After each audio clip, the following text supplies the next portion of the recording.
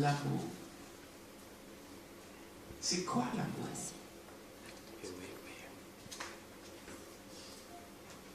Ok, je vois un doigt. D'accord? Quelque chose de pur.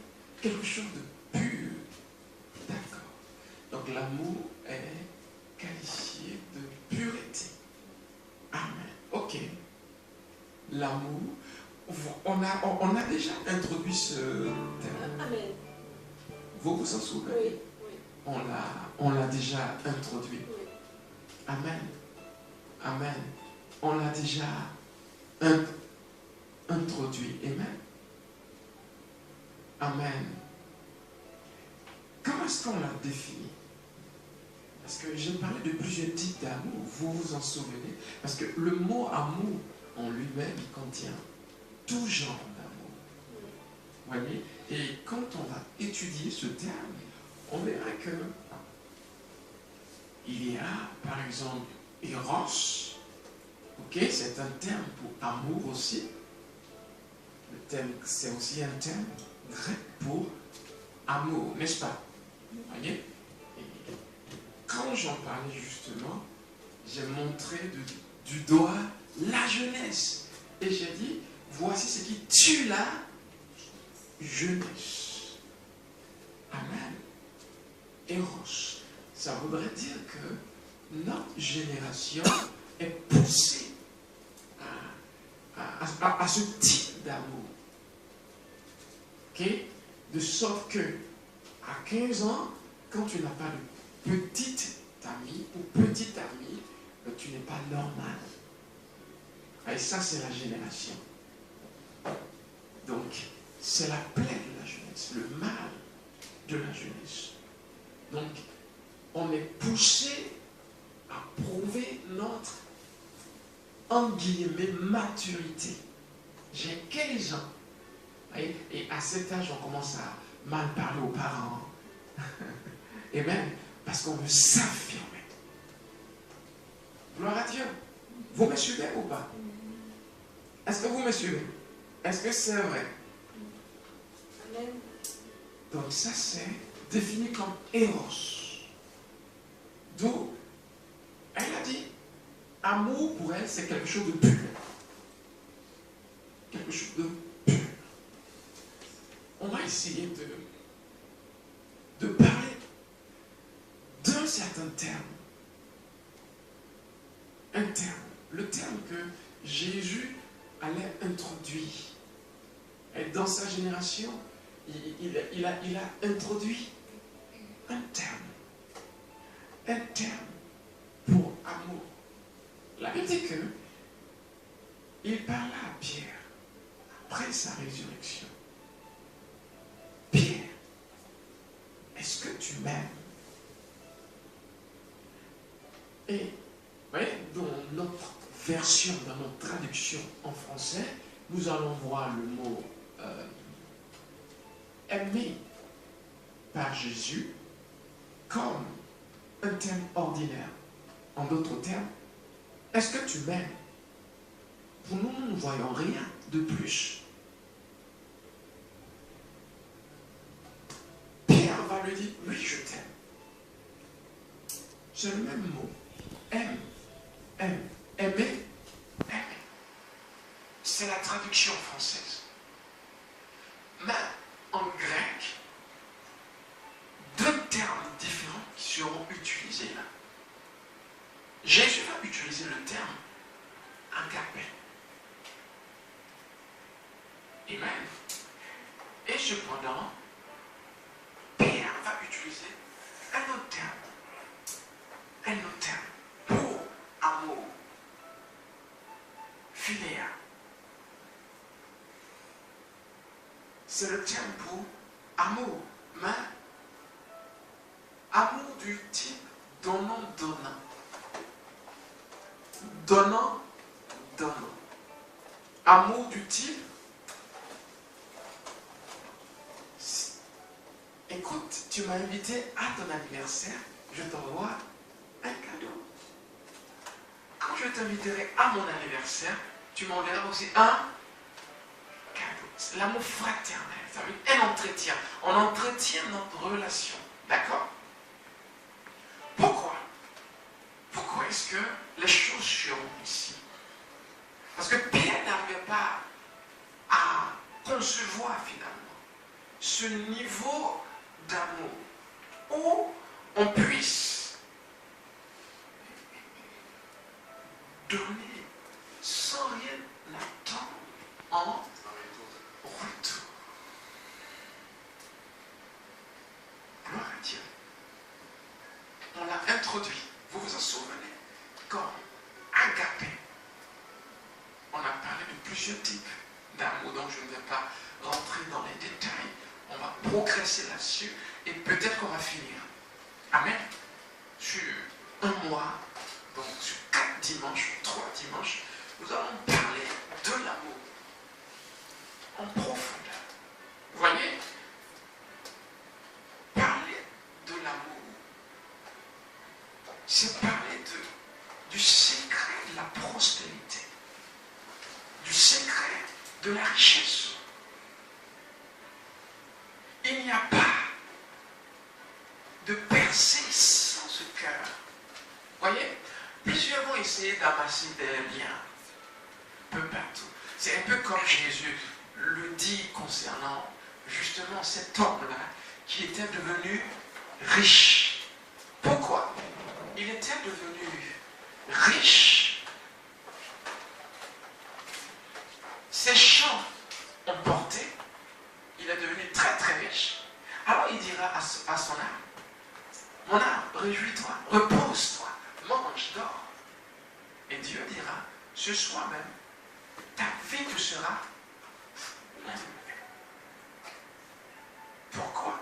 Ce n'était pas que la prospérité n'était pas de Dieu. La preuve, Dieu avait porté ses champs. Dieu a béni le fruit de ses mains. Mais Jésus dira, parce qu'il n'était pas riche pour Dieu. Vous comprenez? En d'autres termes, le secret du succès, c'est une chose, le service. Le secret du succès, c'est le cœur que je vais mettre. Le cœur, mon attitude envers mon prochain. Et même mon attitude envers mon prochain. Quel est ton amour? Quelle est ton attitude envers ton prochain? Quelle est ton attitude envers ton prochain?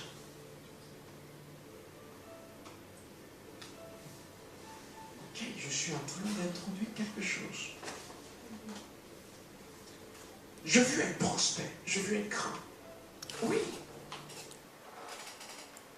Mais ceux qui s'amassent les biens de ce monde, sans cette clé, finissent par se perdre. Vous voyez? Ils finissent par se perdre.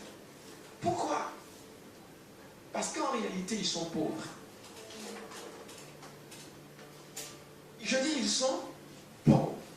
Parce que la prospérité est une mentalité d'abord. C'est premièrement un système de pensée. Vous voyez? Le pauvre aime s'amasser tout.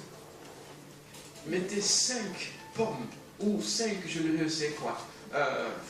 Qu'est-ce que je peux donner comme exemple? Allez, pour avoir vécu dans des pays pauvres, le pauvre ne pense pas aux autres. Ok? Même qu'il soit rassasié, il va néanmoins en prendre pour conserver. Et il oublie que... Est-ce que vous me suivez? Il oublie qu'on est à plusieurs. C'est une mentalité. Il ne pense pas aux autres. Voyez? C'est ce pourquoi celui qui pense qu'il en a et il amasse, il accumule sans penser aux autres, est l'homme le plus misérable. C'est le plus misérable. Il n'a pas compris le sens de la vie.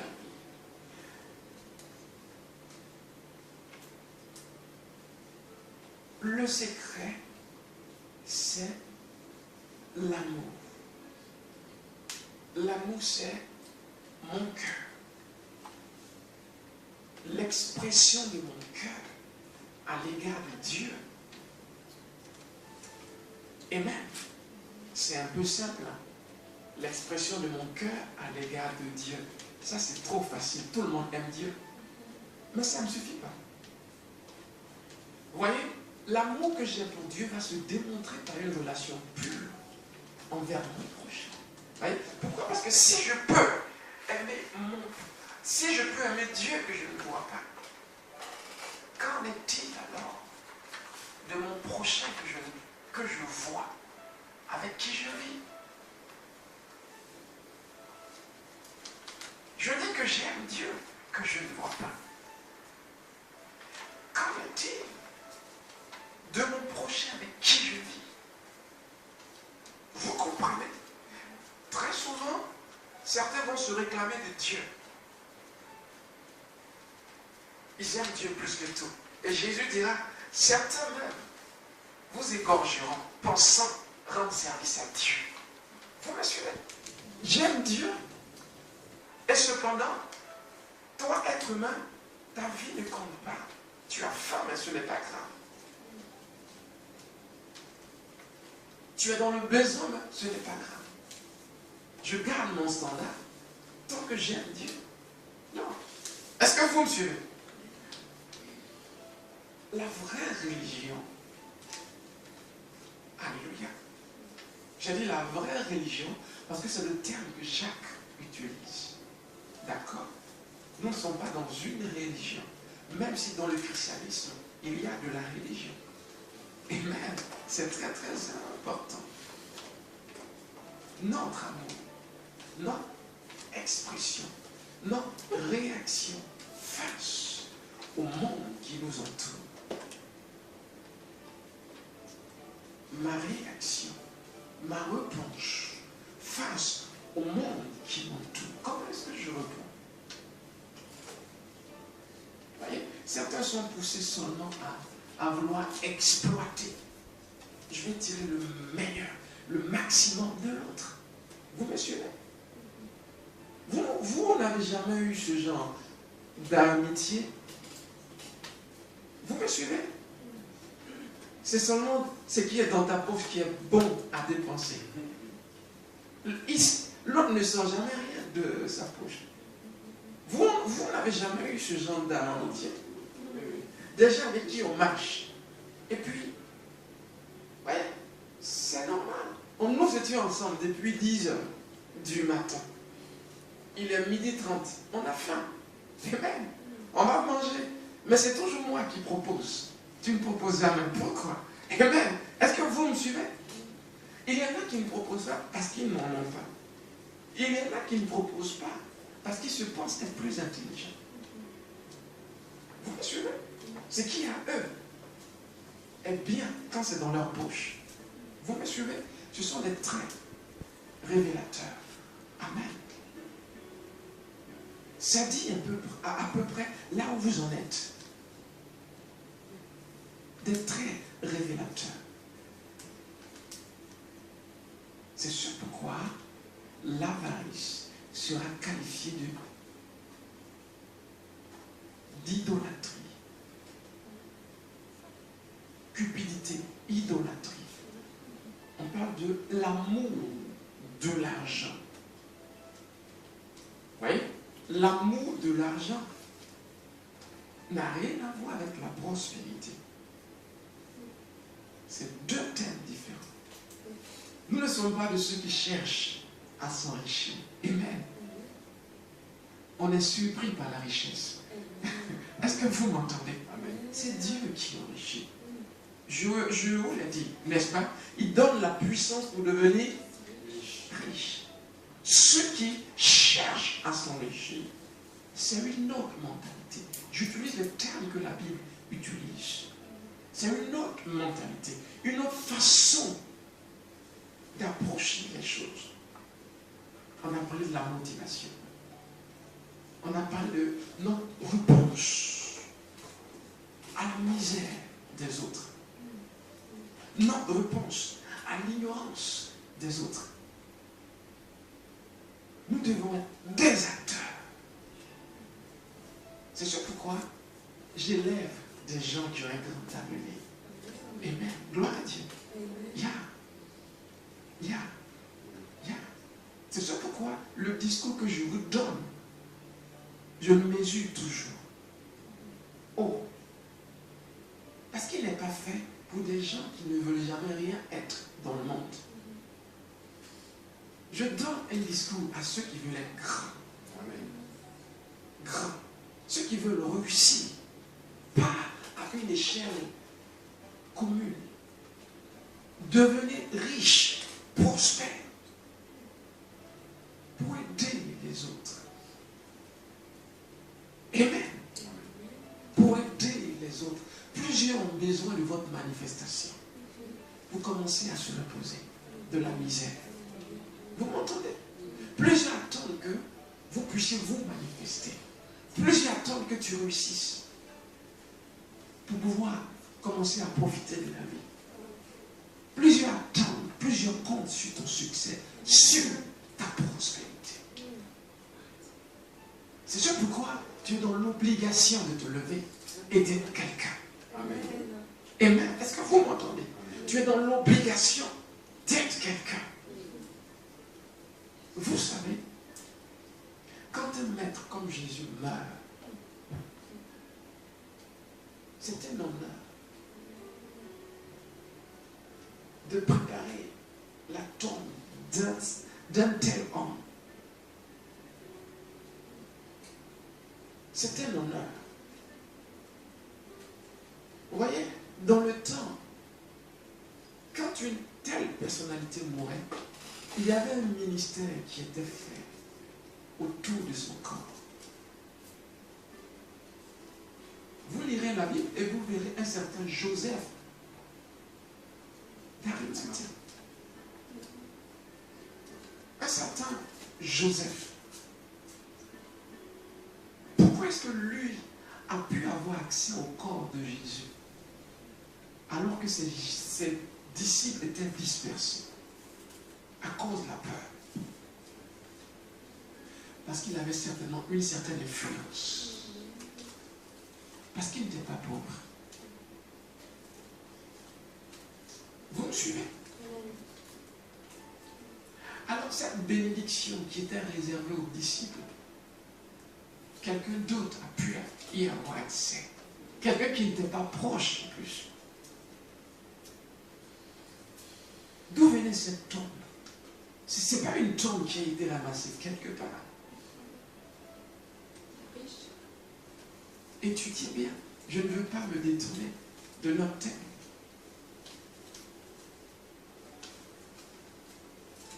Vous me suivez? Je ne veux pas me détourner de notre thème. C'est important. Mais c'est pour vous faire comprendre que Dieu ne vous veut pas pauvre. Amen. Il n'a jamais conçu ce monde pour que ceux qui lui appartiennent soient pauvres. C'est ce pourquoi on vous donne ces clés pour élever votre mentalité. Pour construire votre mentalité. Afin que sur cette mentalité, Dieu puisse élever quelque chose de grand et de puissant. Quelque chose de grand et de fort. Amen. Amen. Est-ce que vous m'entendez? C'est important. Si tu es ici, c'est que tu veux réussir. Amen.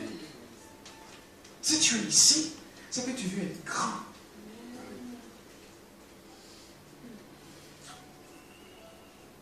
Et la clé pour être grand,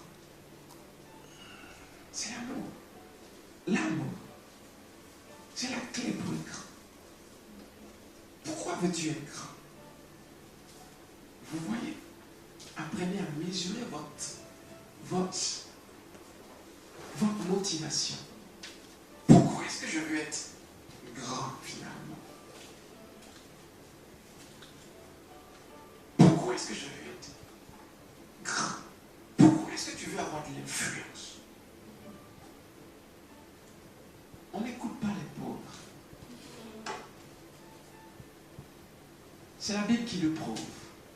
Ecclésiaste dit, il y avait dans une ville un certain pauvre et maître qui avait la solution pour libérer la vie. Mais parce qu'il était pauvre, sa suggestion n'a pas été écoutée. Et la ville est tombée. Sous la main de l'adversité, évidemment. Parce qu'il était pauvre. On n'écoute pas les pauvres. Tu peux avoir de bonnes idées. Mais tant que tu es pauvre, tu ne pourras pas être entendu. Et même, c'est sûr pourquoi refuser d'être pauvre. Refuser d'être pauvre. Et la prospérité ne commence pas avec beaucoup d'argent. Ça commence avec tout simplement la volonté d'être quelqu'un. Vous voyez, vaincre est un choix. Gagner est un choix. On fait le choix de vaincre. Puis, on a les moyens de la victoire.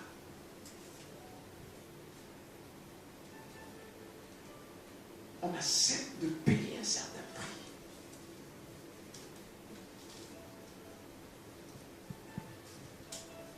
Gloire à Dieu. Est-ce que je parle à des gens qui ont un grand avenir? Amen. Oui. Oui. Vous vous imaginez si vous étiez, par exemple, le maire de Lyon, l'impact que Dieu aurait eu sur cette ville. C'est ce que Dieu veut. Amen. Mais ce qui est drôle, rares sont ceux qui s'imaginent à ce poste.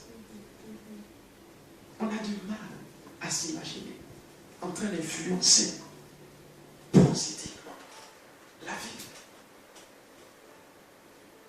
Hey! Ils n'ont rien de plus que toi. Tout ce qu'ils ont, c'est l'audace. Ils ne sont pas forcément nés riches. Ils ne sont pas forcément nés avec l'argent. Regarde partout autour de toi. Il y a les bonnes affaires. C'est parce que tu ne regardes pas bien. Amen. Si tu regardes bien, tu verras qu'il y a la place pour tout le monde. Tout le monde a une place. Les choses sont conçues pour que chacun réussisse. C'est un choix. Et moi, j'ai fait le choix d'être grand. Amen. Moi aussi. Alléluia. Amen. Amen. J'ai fait le choix d'être grand. Amen. Est-ce que vous m'entendez? Alors, j'essaie de mettre un peu de substance dans tout ce que je fais. J'aime pas la médiocrité. Non. Amen. Alors, je me discipline. S'il faut passer 30 jours sans manger, je passerai 30 jours sans manger. Parce que je veux le meilleur de la vie. Vous voyez, on se discipline, on se conditionne. On se conditionne. Parce qu'on croit que on a quelque chose à faire dans ce monde pour améliorer la vie de nos prochains.